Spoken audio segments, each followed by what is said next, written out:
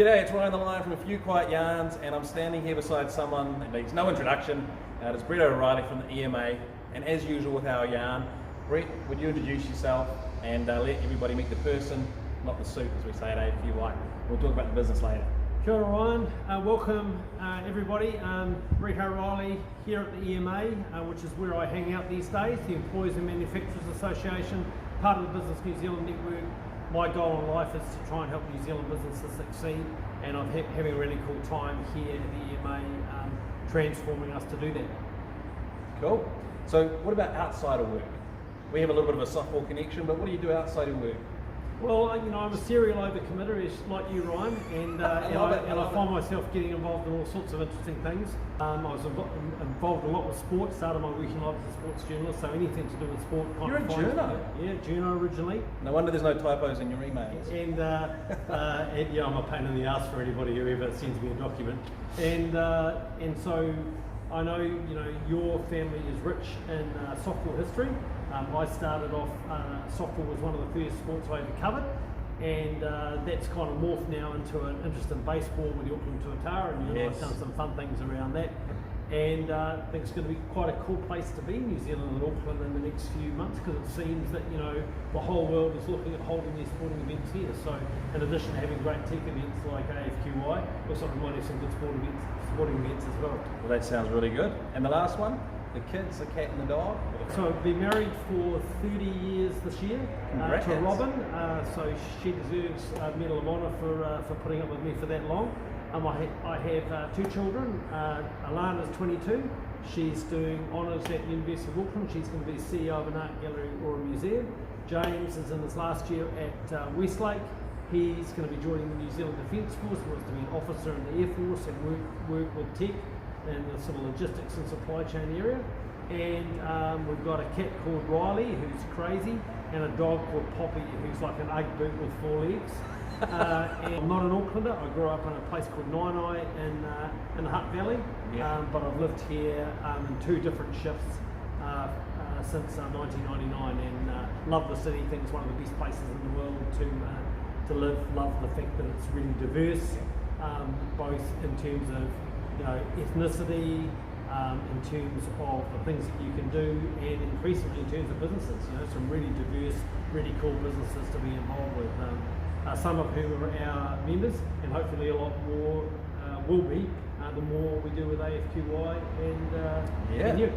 So here we are inside the heart of the EMA, and I lovingly refer to this part of the place as the club rooms. This is where we'll be having AFQY on July 30th.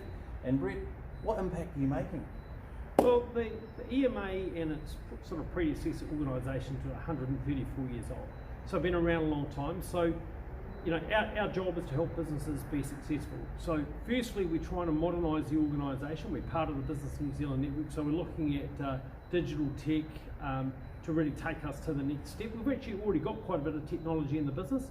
Through COVID-19, we were an essential service. We operated off Microsoft Teams, the whole organisation for through that period, ran 2 call centres off Teams, so it was actually a really cool tech story.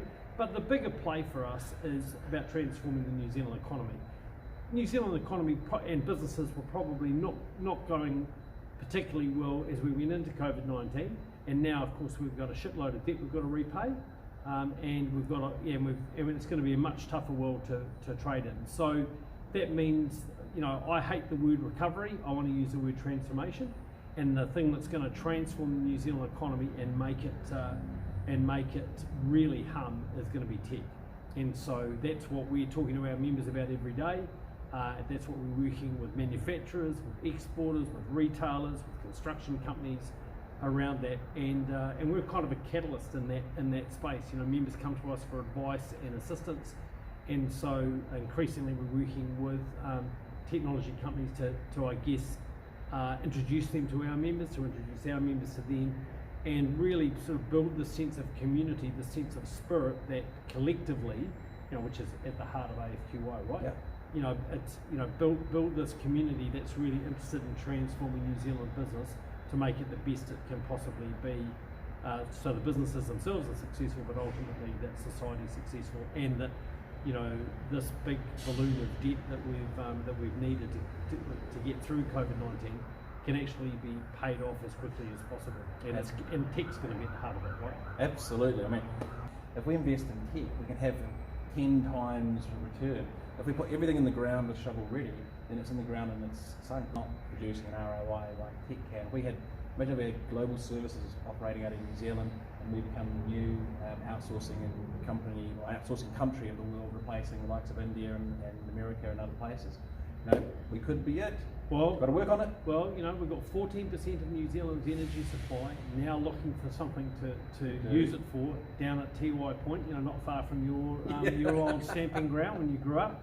So what can we do with that? What can we as a sector, instead of everyone walking around going, it's terrible that Rio Tinto are going, and yes, it is terrible for Southland, but let's use this as an opportunity to actually catalyse some new opportunities that we could use with that energy supply, and if we can't host one of the world's most kick-ass data centres or data storage facilities, then I'll go ahead.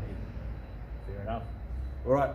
So see you here at the heart of business in the EMA on July 30th in the club rooms, where we'll all get together, as Brett's talked about, and exchange stories, share experiences, and get the transformation of New Zealand humming, and use tech to get rid of that debt.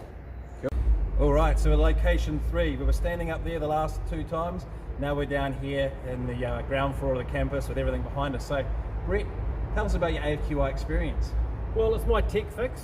I spent 20 years working in the technology sector. I miss it a lot, and I miss the I guess just that fast-paced interface with new things that are happening all the time in tech. So for me, AFQI is great because I get to catch up with a lot of my old mates. I get to meet with a lot of new people in the sector. I'm one of those people that draws my energy from meeting new people and hearing what they're doing, and so AFQI is all about that. I'm also constantly told off because generally I'm chatting to Rod Snodgrass or somebody else while Ryan's trying to talk, and that's only because I'm excited to see him. Well, not necessarily Rod, but other people, and so I love the vibe.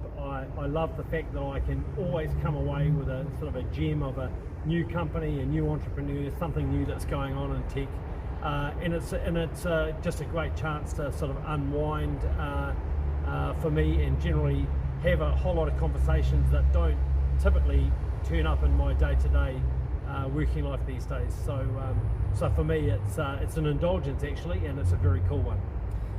Sounds awesome. Sounds awesome. See you there. Okay, so now we're on to the home stretch. We're in the 7th innings. What is the coolest thing in tech according to Brett O'Reilly? Not what's the coolest thing on the internet, but you personally. Well, I'm going to go for 2 things just to be cheap. The first thing is gaming, because I watch my son and his mates game all the time, and I just think it's fantastic, and I'm just so disappointed that at 58 years of age I can't possibly compete with them, but I would love to have been able to game like they do. I just think it's fantastic, and I watch not only the fact that it's cool to do, but they actually learn quite a bit from that, so that's really cool. Personally, the game-changing piece of technology for me, and I'm partly saying this because I'm in our car park, but actually it has changed my life, is parking, is parkable in some of the parking applications, because I'm always on the go and racing around, and it's bloody hard to find a car park in Auckland. And so one of the things, unless you're at the EMA. That's right. Well, we've got 120 car parks here, so you won't have to worry about getting a car park when you come to AFQI. But I find when I'm around the city all the time, it is just it's just one of those little things. Convenience. Well, and you just get stressed about it because you think, oh shit, what time do I have to leave? How am I going to get a car park? So that to me, that makes my life easier, and that's a good thing. And it also means I don't get so many parking tickets like I used to do, because you might have noticed I do tend to talk quite a bit, and sometimes the meetings run over. So Roger Jones and the Auckland Transport team are going to be at AFQY. So you're basically confessing to reducing their tech budget by parking tickets. I don't know if I was ever a decimal point in their parking fine revenue, but I've notched up a few. So so Roger, it'll be good to see you at AFQI. All right. Well, we've got a wrap there, so let's say Kaki Te Ano and get on the road. Got it, mate. Thank you very much. Good to see you. See you soon. See you on July 30th, AFQY at the EMA.